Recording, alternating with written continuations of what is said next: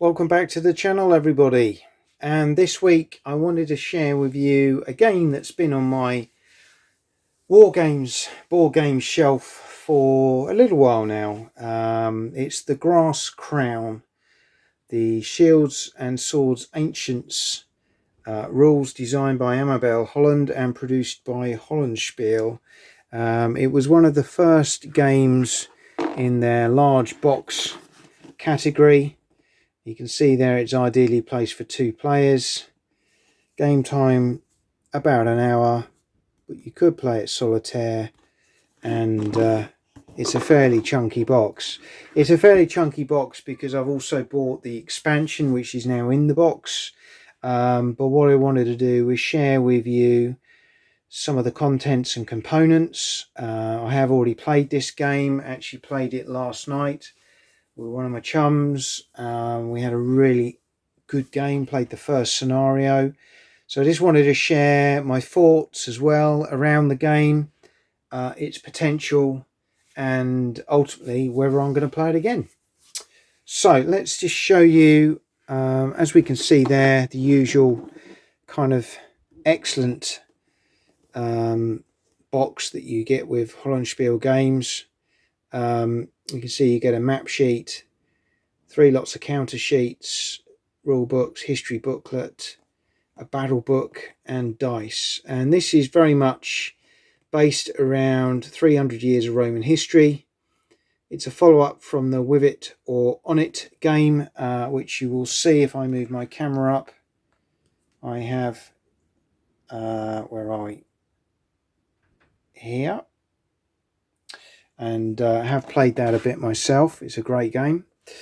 But this takes it one step further, and it really does focus, I feel, on the tactics and strategical challenges that ancient commanders had in this period. And that bore out in our first game last night. When you first read the rules, you wonder kind of whether it's a little bit too asymmetric as a game, but we were very pleasantly surprised. So what do you get? So as I say, this includes the expansion as well. You certainly in the base set get all of these counters, which were the usual Blue Panther quality who produced for Hollandspiele. You get these very bold colours representing different types of infantry, so you could have heavy infantry on there. These again are a type of heavy, but you've also got potential for light infantry. Then you've got red ones, you've got some different colours there. I'll talk a bit about these pieces in a moment. Purple, green, orange. And then you got your mounted, which are elephants on one side and horse on the other. Again, I'll talk a little bit about the counters and what they do in a moment. And you've also got terrain pieces, which I really like. So that's really good. So again, I'll talk about those a little bit in a moment. You get 2 D8s. It's actually a D8 system. Very interesting. Big advocate of D6, but D8 does work. And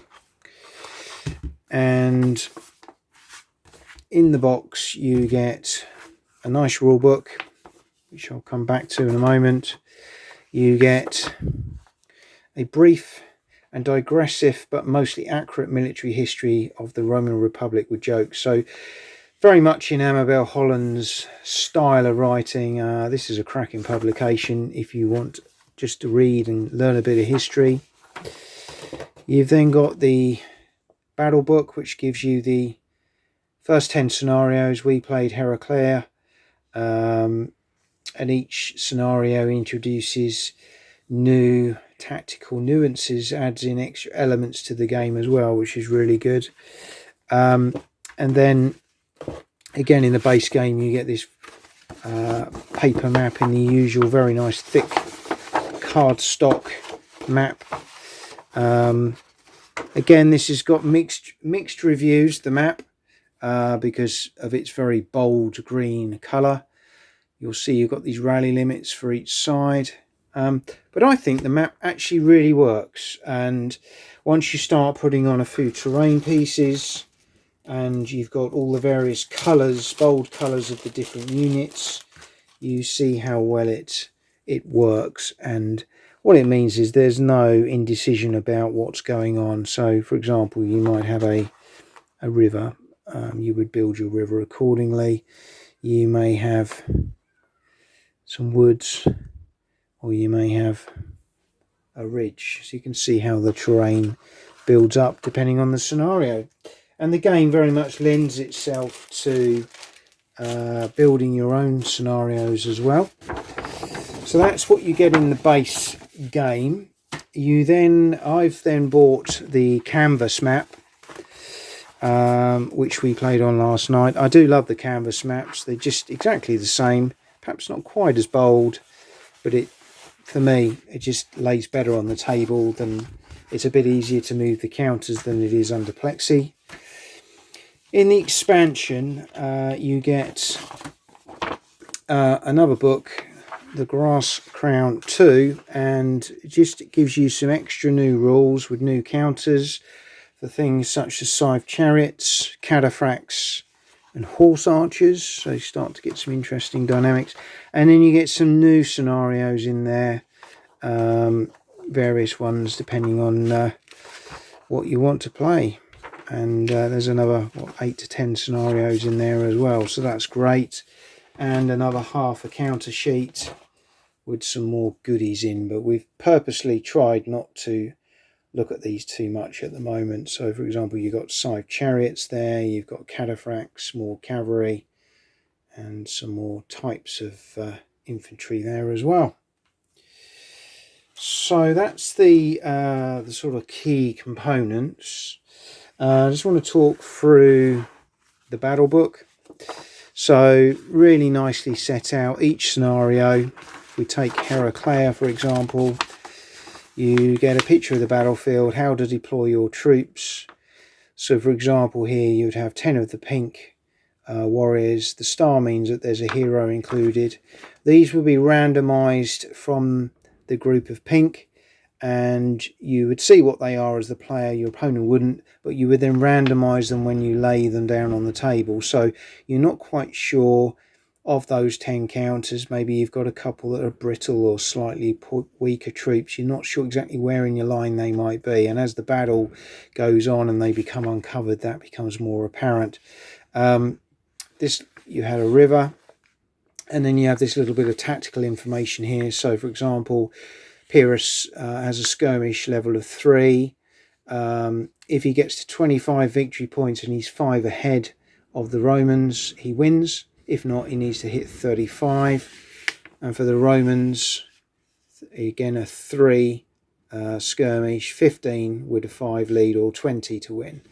But the Romans start with initiative, and they also start with the initiative counter and the Fortuna counter, which basically allows them to re-roll dice rolls up to 2 times before they hand it to the opposition. There's normally some specific scenario rules here, and you'll see on the Romans we've got the letter T, which is the triple aces setup, which you'll see here with the Hastati Principes and Triari. And it's a very, very clever system here with how this works. So basically when you're activating the front line, not the 2 behind, but the 2 behind are able to echo any movement that the front line makes. As a Roman player, you can decide when you want to pull that line out. That in effect comes off the table. You do hand over victory points to your opponent, but then you can bring in your fresh troops and continue. So that's very cleverly mastered within the mechanics. Cavalry again are very interesting with the mechanics. So let's just show you again a little bit about how they work. So they actually can only move in the game. They don't have the option of the other mechanics that the troops do. So you'll see on the counters, for example, here These have victory points, and then they have these diamonds or not. Excuse me. And these determine, say for example, 2 diamonds would represent very heavy cavalry, no diamonds would represent light, and then 1 might represent medium cavalry, and it just gives them bonuses in combat. But cavalry are very, very useful. As I say, they basically do movement, and if that movement brings them into contact, and they can move diagonally, unlike other troops who can only move horizontally or vertically. If they come into contact, then they kind of lock down those troops, and they then do a charge move, which to all intents and purposes is a melee in its own right. They're very useful at protecting the infantry, so as long as they're within 4 squares of infantry, infantry can't be attacked by enemy cavalry. And also, if troops come within 4 squares of cavalry, the cavalry can do in effect a counter charge. They can react and tie down those troops earlier in their movement phase. So cavalry are very useful. They're very brittle, but they have, if they're used effectively, they can be very, very clever. I said I'd share with you some of the infantry counters as well. I just wanted to show you these. Let me just grab out some appropriate ones here. So you have fundamentally 3 types. So you would have your infantry, which might be heavy, light, medium infantry, and they'd have a class A, B, C, D, and if they take an exhaustion or a point of damage, you would flip them over, and determining on what they are on the back would determine whether they remain in the game or whether they are removed. So to give you an example here, you'll see the one on the right has 2 white lines. That means he's a poor quality troop, and he's immediately removed in that scenario. This chap would be exhausted. He would stay on the table, but he then can't move and he can't attack until he's rallied. And this chap, if he's turned over, represents the star, a hero. And importantly, you'll see the heroes have are worth a lot more victory points, but heroes are still able to move and attack even though they're exhausted. So the enemy like to kill heroes because of the victory points, but they also do strengthen your line accordingly. So infantry, very, very interesting. The key mechanics, I would say, of the game is the command and control system. So each turn, players will basically pick their orders from, in effect, what are a selection of orders. Okay, so they will have, let me just get the correct one here. So they will pick 2 orders for 1 wing or colour in their army. So this counter represents a combat order or a movement order, and this one represents a rally or a skirmish.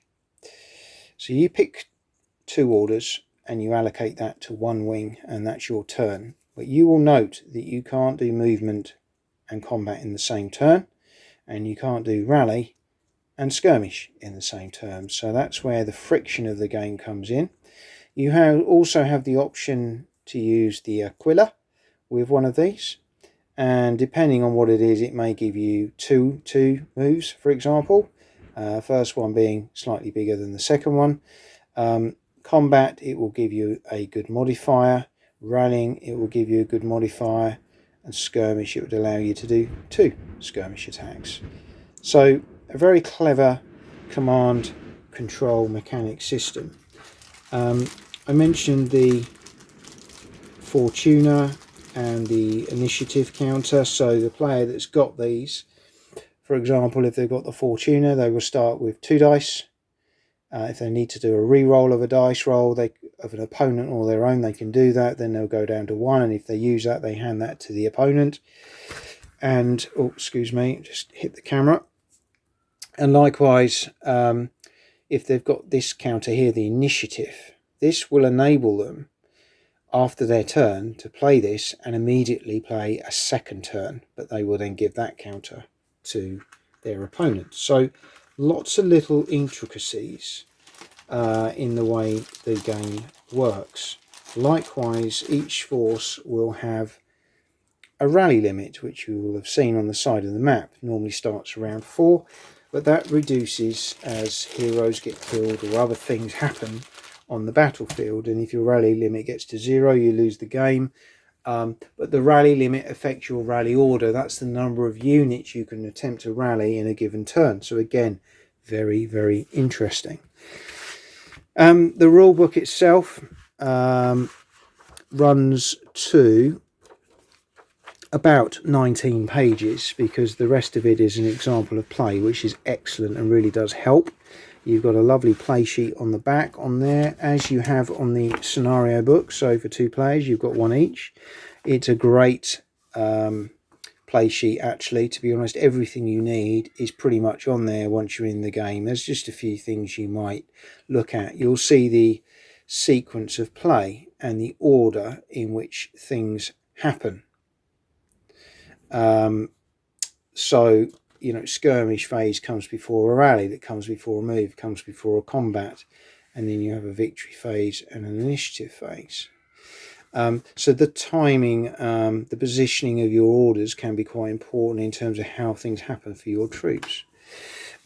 Really nice, easy combat results table, very easy to follow. The rules are full colour. You know, it sets out and explains everything very, very well written, as always with Amabel Holland's games. Explains the counters, what they look like. You've got the order of play. It tells you what you're looking at on the scenario books. Gives you examples. So, for example, skirmishing is very cleverly dealt with within the game. You'll notice that we talked about skirmish factors. So, a unit on the table, for example, would be able to use its skirmish fire directly forward of its position. Whether the enemy's at the top end of the table or marching down towards him, he would be able to use that skirmish. When the enemy gets within 3 squares, it's close skirmish. He can do more damage, but the enemy can only then move 1 square at a time when he comes within that area. Once he's in contact, skirmishing is done. Those units cannot skirmish anymore throughout the whole game. So skirmishing is very cleverly built into the game itself. You've got other elements. We've talked about charging cavalry. That's all covered in there. Elephant rampages and trampling. We didn't get to use that last night for a particular reason I'll come on to. Exhaustion is a key. So knowing when to try and rally to eliminate routes.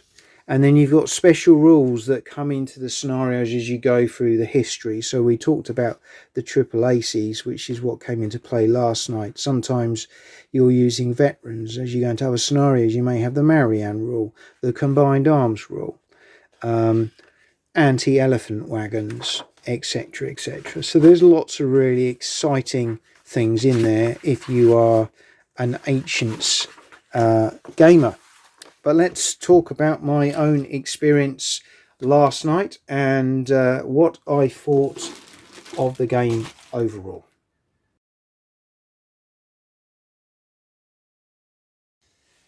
So, hopefully you've got a bit of a flavour of the game. The component quality is excellent. The rules are really well written and concise. How did it play? Well, we had a game last night. The first scenario, Heraclea, took probably about 2 hours. First game, setting up, doing all those bits. Definitely see it playing a lot quicker than that. I would say an hour to an hour and a half is realistic. Absolutely loved it. I thought it was a fabulous game. My opponent did also. Some really clever friction built into the game with the command order system. The interesting elements for me as an ancient Wargames player was how the troops reacted in different scenarios. So it was a very rigid structure of how particularly infantry operated, which is exactly what you would expect. And at the point that clash of arms happens, everything just falls apart. Order is lost. It's very difficult to control what's going on as a local commander of your army. And it felt that way. It felt tense at times, really intense, the way the game was toing and froing, the melees. Dice rolls have an element, but they balanced out for both sides, to be fair. But it was very interesting knowing when to use that rally at a critical time, or when to just gamble and move or combat instead. Skirmishing was really effective early on, so I played Pyrrhus against the Roman player, and the Hastati, they basically tried to come across the river and engage me as quickly as possible in my line of pike. I was able to get 2 or 3 very effective rounds of skirmishing with the Aquila, and to all intents and purposes pretty much wiped the Hastati out before they got to contact. This forced my opponent to bring in his second line, and then it was a kind of a fairly straight fight between the Princeps and my pike, which luckily, having a double line of pike did give me some additional support that perhaps the Romans didn't have. However, I had 2 coloured wings, he only had 1, so he had the benefit of the command and control. Eventually, having beaten them away, he brought in the Triari, the reserves, at which point I was very weak myself, but I had managed to accrue enough victory points to claim a close run victory. We did carry on the battle a little while longer, and for fun, we kind of got the cavalry a little bit more engaged, and I could see certainly as the Roman player on turn 1, when my opponent brought both his cavalry wings forward, I was very concerned because particularly on my right flank I had poorer quality cavalry and less of them, and I was worried that if he'd have pushed that early on, I may have had an open flank, and as Pyrrhus with a line of elephants on the back row, I may have been forced to bring those in, which would have cost me victory points. As it turned out, I didn't need to commit the elephants.